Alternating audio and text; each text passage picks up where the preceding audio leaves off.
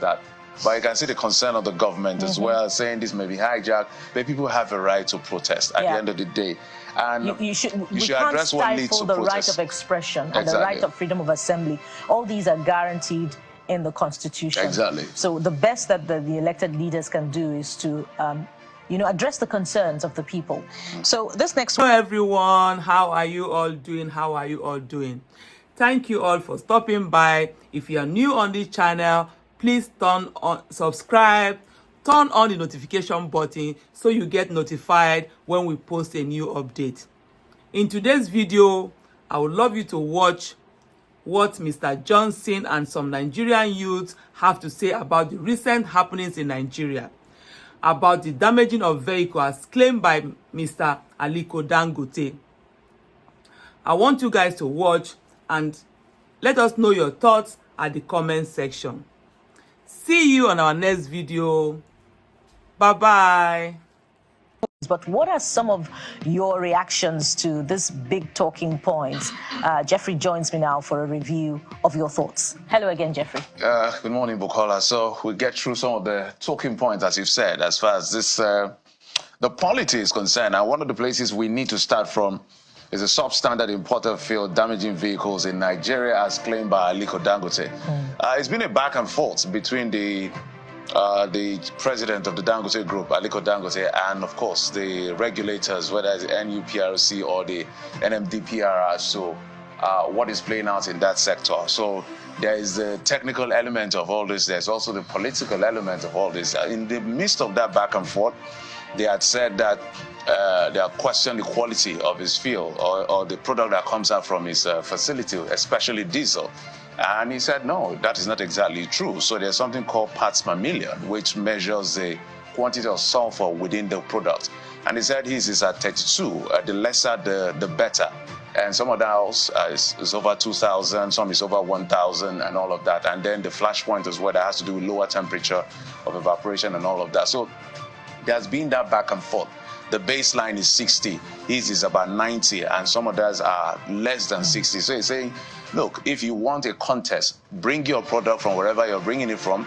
I bring mine. Do you even have a lab to test? So this is the basis of that argument. I needed to contextualize so that those who are not familiar with this the story will understand can have a background where this is coming from. So let's hear your thought. Play by Truth says this is a travesty. Substandard imported fuel is ticking time bomb for our vehicles. Dangote is right to speak out. And this next thought is from Kelly Bonito, who says, this is common knowledge. There's no car owner that doesn't know this, but what can be done? Absolutely nothing. So at the end of the day, Dangote is saying the ones that you, the NNPCL and the rest of them are importing are the substandard ones. That's how vehicles don't last. Mine is better. That's the whole talk here. But you know, there's also some politics involved in this, and the disagreement between them dates back to, this back and forth on the availability of crude for the refinery to work, to, the disagreement on pricing, where the marketers were demanding but for this particular that Dangote reduces the price. So there are quite a lot of the issues, and they must separate the politics, from the issues concerned. Those are the things that led to this particular revelation. Absolutely. Okay. Talk to Tosin 09 say we know the problems. What is the solution? Maybe we need to stop speaking English. I like that part. Well, we can communicate the concerns in any language, actually. The important thing is for the problems to be solved.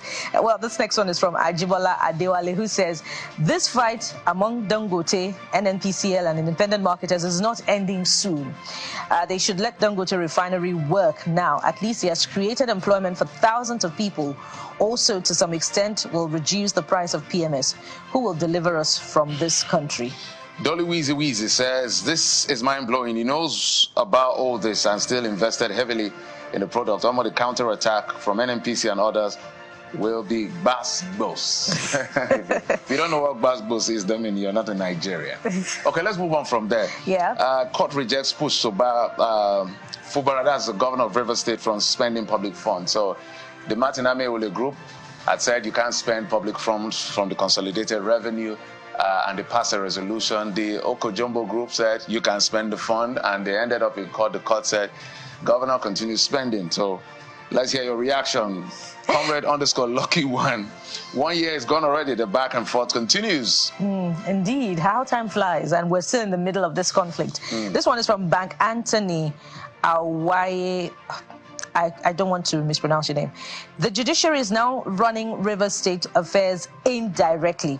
The court is now the final decision makers in the state. What kind of mess is Governor Fubara facing, for God's sake? Well, all parties have been choosing which court order to obey. So the judiciary is not necessarily running. Agatha Nath says, these people should know that nobody can fight a sitting governor and win. Well, we don't know about that. God's Own says even if the court bars him from spending public funds, he can choose to obey or disobey. This is Nigeria. Well, let's move on to other one that coming on from the Senator Godswill Akpabio. He's been on Twitter, on X recently. First, some of the statements he made to Natasha Akpotse, and then this one. And then this one. He says sabotage threatening to destabilize the petroleum sector. Senator, that's your name, Senator underscore Kenny One says, this has always been the case. I like that, simple and straight. Well, whether you have fact to prove or not, it just says this has always been the case. Well, this next one, I don't know if it's the exact, the authentic Twitter handle, but okay, that's it. It's the same one actually said. Okay, this has always been the case. Bukola Saraki, 8th Senate, did a lot about that. What came out of it? You were the Senate minority leader then now. Okay. So they're quoting. Yes, they're quoting another Twitter handle belonging to the former Senate president. Yes, I didn't read that complete. My apologies. Yeah. And this next one is from Realist Zik Boro, who says, one will think something good will come out. Too many committees, no positive impact.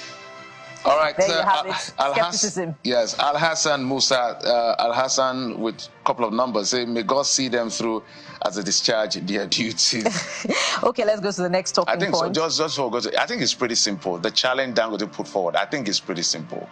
Bring your fuel, bring your diesel, bring whatever it is that comes out from wherever you're bringing and importing from. Let's go to a lab that there is an independent audit. I bring mine and we test. That's why I said when it comes to the politics, simple things look complicated. I don't think it's that difficult. I hope and I believe that that's the basis of the call by the Deputy Speaker of the House of Representatives for the petrol imported to be tested for the octane levels. And if the revelations are damning, it goes to show that some people have not been doing their work prior to this time. And you know, we had that dirty fuel challenge sometime in 2022. So NLC asked Tinubu to invite leaders of planned protest, address citizens' grievances. So the first talking point is from Ancient Man, who says, we don't have leadership, address the hardship and hunger in the country, not looking for who to bribe as usual.